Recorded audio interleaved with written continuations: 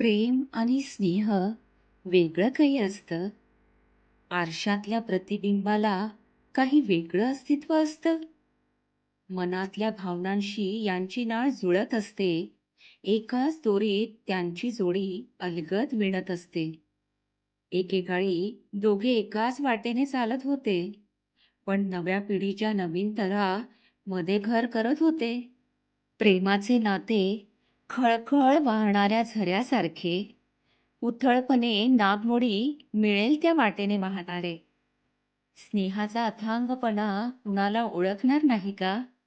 सामावून घेण्याची वृत्ती आता दिसणार नाही का?